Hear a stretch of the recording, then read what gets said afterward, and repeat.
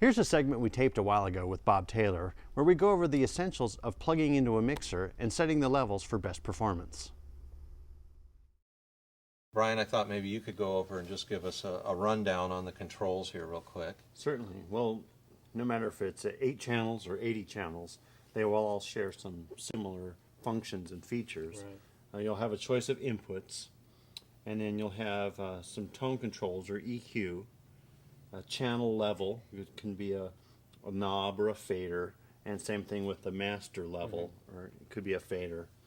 And in addition, many mixers have a channel trim control, and it's really interesting to think about because you have volume on the guitar, and then this trim control is like a volume control. The first one that you actually hit on the mixer, and then another volume control at the channel, and finally a master volume. So it's really important to get these all set up, and we're going to take a moment to go through that. Yeah, that could kind of be a formula for disaster if these are out of whack. Right, too little input and you're starving it, and it kind of a weak anemic tone. Too much input level and it's clipping or bad distortion. And basically that's what a distortion pedal is. It's input level overdriving another input. So we have to set that properly. Right. And plug it in the guitar first and then into the mixer. Now we do have another input here into the mixer, and we're going to talk about that later. Right. But for now we're just going to concern ourselves with what would normally be thought of as the microphone input. Right.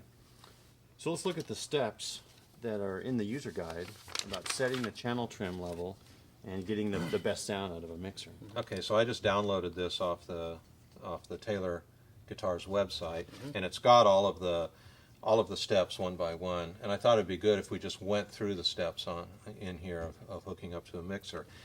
Real simple. The first step here is setting the mixer trim level, and perhaps we could talk about that for a minute as we get ready to do it. Now, everything we're doing at this point, the final product that we want is for the trim level to be set. Once that's done, we're ready to play. Right, and that's because it's one of 4 volume controls that are inactive. You know, actually part of the signal path here. So it's important to get that done first. Okay. You know, it's also good to point out that this particular mixer has a trim control. Some other mixers don't have them. That's right. Some just have a pad switch, which is like more or less, and some don't even have that at all. Right. So that switch would be if it's distorted, you hit it, and it's gonna back off on. It'll back off on the volume. However, again, some mixers that don't have that, you may actually have to use the volume control on the guitar as the trim level, so as to not overdrive the input of that particular mixer.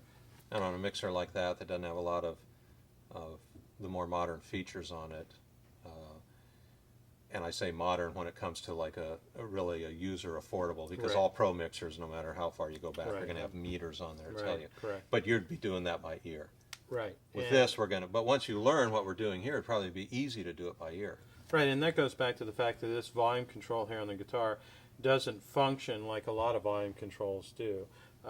This one has the same tone whether it's halfway up or all the way up. So you don't have to be afraid to run this guitar volume a little lower than you might another type of system, electric guitar. It doesn't suffer in tone. No. Yeah, like my electric, I have to run the volume wide open to get the best tone. But on this, you can put it anywhere. The tone is identical whether it's on 3 Correct. or whether it's on 7. Right, that's correct. Okay. All right, so the steps are set your guitar's bass and treble tone control knobs to the center or detemp position. Which is where we're at. And your volume at minimum or off. Right. Okay. Call that the start position for everything. So every time we hook up, we're going to refer to the start position. Yeah, there. and that's because you don't want to make big loud pops or bangs in speakers or anything else that you may be hooking up to. Okay. So we've got that set up. We've plugged in. Set the master output fader on the mixer to off.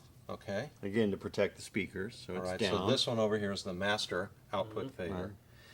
Select the solo button, or invoke that, which would be right here. And what this really does is it allows you to isolate just the channel you're plugged into. So we're only focusing on one thing at a time. And that's really all we're doing is we've got the guitar plugged into this first channel, and the solo button allows us to see the input level of just that. So this isn't really sending an output now to the speakers. It's isolated it, it's going to use this meter over here to help us set the trim level. Right. Okay. After the solo has been set, then we want to set the mixer channel fader to, it says to the unity position, 0 dB or 3/4 of the way up. There's a lot of ways of looking at that. Right. I think the important word there is unity, which many people may know or not know, but all that means is it's like equal. So what comes in is what goes out. So Okay. we're not adding any volume, and we're not subtracting any volume. We're just at this even unity level. So again, a mixer doesn't work like it's off at 0 and it's on at all the way at 10, and some of them have got 11, you know. But this, but what this is that somewhere up in the middle is unity, and then you can subtract from that or add. Right. To And you see 0 dB doesn't mean off. You'll see typically 0 is this unity, and then above it it'll say +4, +10, you know, and that's adding, and below it will be like -10, -20, -40. Okay. So we need to do that on this. So in then. here, it's about halfway up, and it's got a U marked, Okay. which is handy, and there's a detent. So Don't that's some of them have like a little grayed out mark or something? Right, or- particularly some mixers that have faders, and this one just happens to have a knob instead of a fader. You'll be coming up, and they'll have a little gray area there that marks where that unity position is All right. located. So the next step, step 5, is raise the volume on the ES or the guitar itself, and we want to take that to the detent, right? Correct. We've sort of figured that out in the design of the preamp and the system that would be where we want to start. That's going to give us the output level that most mixers are going to want to see when they're at unity. That's correct. Okay. Now you start to play. You play about as hard as you think you're Right. going to play. Right, you want to play it as you would in a standard performance, and the object here is to get the trim level, or the input level, somewhere right around the 0 position. Now it's going to be a little bit low when you're playing soft, a little bit hard when you're playing hard. But what you're trying to do is get it in center without going into the red or the clipping area. So I'm going to play, and then Brian will turn the trim level up until we're in the 0 position.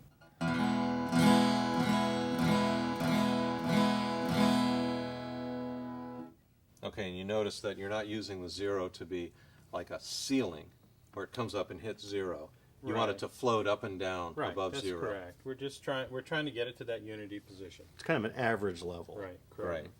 Then we use the mixer's channel trim control to adjust, which we just did, and we move, and so we've kept it out of the clip zone, and then we raise the mixer's master fader. Right. Okay. So at this point, the channel trim is set, so we can get out of the Q or the solo mode. Okay. And then as he plays, we can raise this up to our performance level. Okay. And now the meter is going to show something different. It's Right. going to show what's going out to the amp or the speakers. Right.